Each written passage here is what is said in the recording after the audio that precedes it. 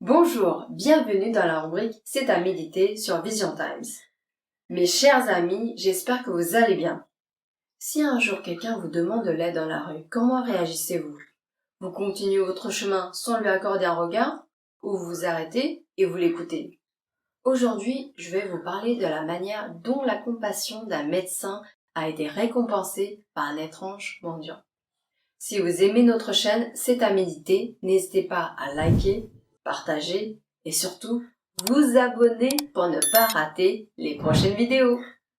Une histoire raconte qu'un mendiant boiteux nommé Lee était couvert de blessures aux jambes et aux pieds. Son corps était émacié et il portait des vêtements en loques. Il est allé voir un médecin, Dr. Tsu. Bien qu'il n'a pas d'argent, le mendiant a demandé s'il pouvait avoir des médicaments pour se soulager et se soigner. C'était l'heure du dîner. En voyant le mendiant en grande détresse, le médecin n'a pas hésité à quitter la table. Après avoir nettoyé soigneusement ses blessures, il lui a offert de la nourriture. Le mendiant a remercié son sauveur avant de quitter les lieux.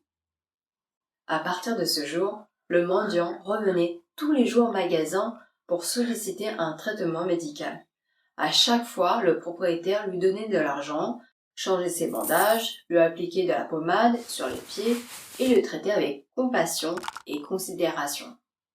Au bout de quelques jours, les pieds du mendiant s'étaient rétablis. Il s'est alors rendu au magasin pour remercier le médecin. Le mendiant a trempé le balai dans l'encre et l'a agité sur le papier. Aussitôt, un dragon noir vif et bien réel a pris forme devant lui, avec l'encre encore humide et dégoulinante. Dès qu'il a terminé le tableau, le mendiant s'est élevé dans les airs et a disparu comme un nuage de fumée.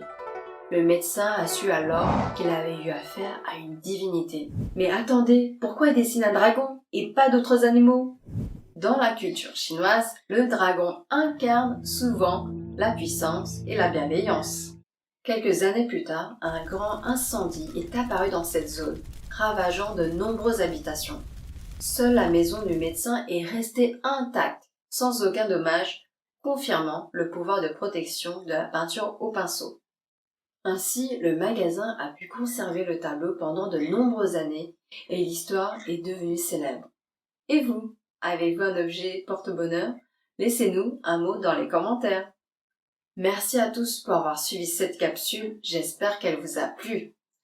Retrouvez le prochain épisode C'est à méditer sur Vision Times. Bye bye!